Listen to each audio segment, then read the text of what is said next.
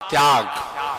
आप बढ़िए, फलिए, फूलिए, लेकिन आपसे आपका पड़ोसी कहीं आगे बढ़ रहा है, इसको देख करके द्वेष मत कीजिए।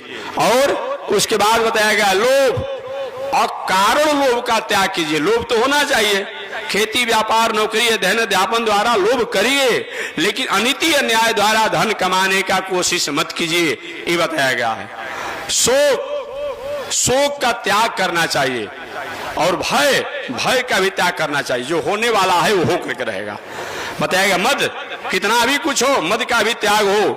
और मान अपमान जो है, ये भी जीवन की एक दिनचर्या मान लीजिए अपने आप में कि ये भी बहुत हमारे लिए लागू न हो, ये विचार करना चाहिए।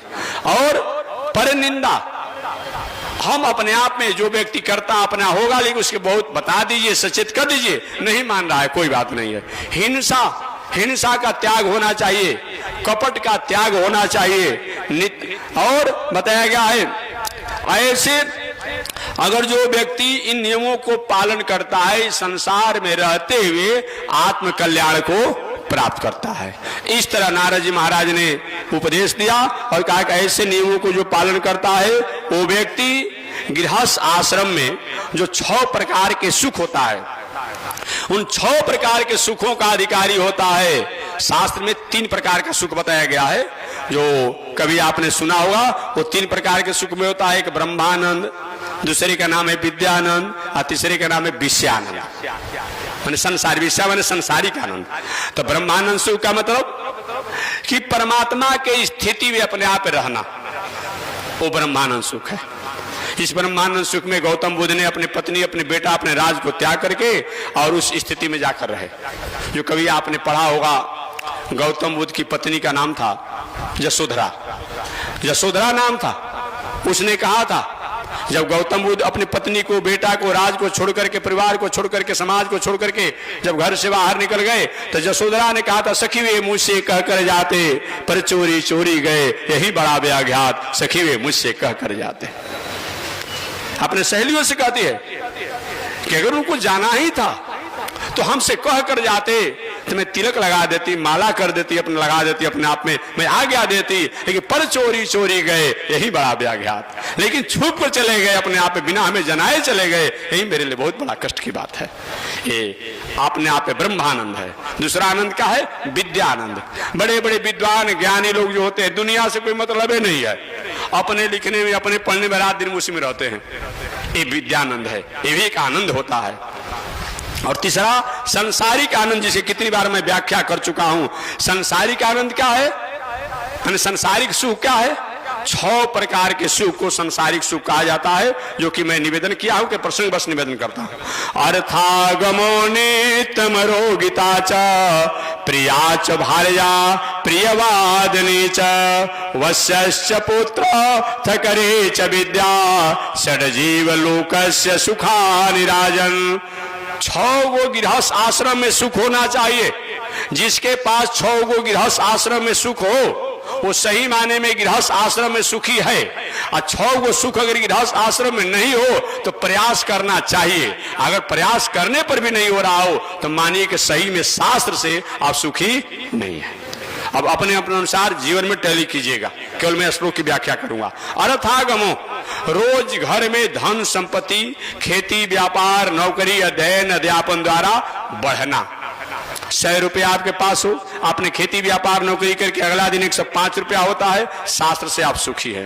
किसी के पास 1 लाख रुपया हो और रोज 100 रुपया कम हो रहा है, शास्त्र से वो दुखी है। अर्थागमो, रोज घर में धन संपत्ति का आगमन होना खेती व्यापार नौकरी के द्वारा एक गृहस्थ का प्रथम सुख है। अर्थागमो नित्यम रोगिता च, आरोग्य रहना, निरोग रहना, स्वस्थ रहना एक गृहस्थ आश्रम का दूसरा सुख है। अब कल भगवान श्री कृष्ण का जन्माष्टमी महामहोत्सव मनाया गया, और भगवान के जन्म महोत्सव पर भले उस समय जब भगवान जन्म लिए होंगे, जब कहाँ जन्म लिए थे? कहाँ जन्म लिए थे? मथुरा में। हम गोकुल मत बता दीजिएगा, इसीलिए हमको पूछना पड़ा आप लोग से। हाँ, भगवान जन्म लिए मथुरा में, और वहां पकवान की व्यवस्था थी जी। वो तो जल्दी जन्म लेते हुए अपने आप भगवान अपने आप वहां से जल्दी निकल गए। हालांकि भगवान निकलना नहीं चाहते थे, भागवत में लिखा हुआ है भगवान जब प्रकट हुए तमद्भुतम बालकम भुजेक्षरम चतुर्भुजम शंखदायुधायुधम श्रीवत्सलक्ष्मम गलशोभिकौस्तुभम पीताम्बरम सांद्रपयोदशो भगम। ऐसे भगवान है। महारभय दुर्ज किरीटी कुंडल तिप्सा परिषद सहत कुंतलम उद्याम कांचंगद कंकड़ादि विरोचमान वसुदेव क्षत। ऐसे भगवान है। तमद्भुतम, व्याख्या करने में देर हो जाएगी, हम घड़ी देख रहे हैं। तमद्भुतम, तम अद्भुतम, वो बालक कैसे है भाई? तम अद्भुतम, अद्भुत बालक है। अद्भुत किस चीज का जी? जन्म लेते ही कहे हे पिताजी, हे माताजी, अगर आप लोग को कंस से डर है, भय है, हमको भय नहीं है, हमारा क्या बिगाड़ लेंगे? इसलिए तो हम शंख चक्र लेकर के आए हैं कि मामा जी थोड़ा भी इधर उधर करेंगे बस चक्र छोड़ देंगे, समाप्त हो जाएंगे, गदा का प्रहार कर देंगे। लेकिन आप लोग को अगर भय है तो आप लोग हमें गोकुल पहुंचा दीजिए, गोकुल पहुंचा दीजिए।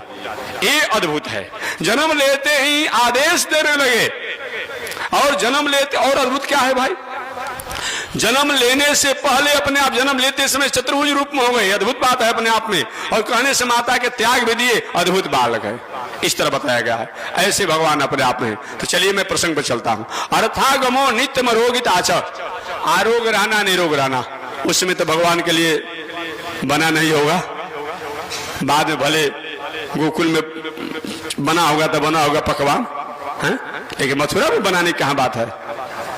तब आयोजन है, प्रयोजन है, अपने आप उत्सव है, महोत्सव है, फगुआ इत्यादि महोत्सव मनाया जा रहा है। सारे हित नाता परिवार सब अपने आप में मालपुआ खा रहे हैं, राबड़ी खा रहे हैं, सब खा रहे हैं। डॉक्टर साहब ने कहा है कि देखिए जी, जो हो गया सो हो गया, अगर चाहते कुछ दिन और जीना ना तो 2 गो रोटी अब 50 ग्राम दाल के पानी पतला, थोड़ा सा सब्जी अपने आप ले लीजिए 1-2 गो बस, तब तो ठीक है।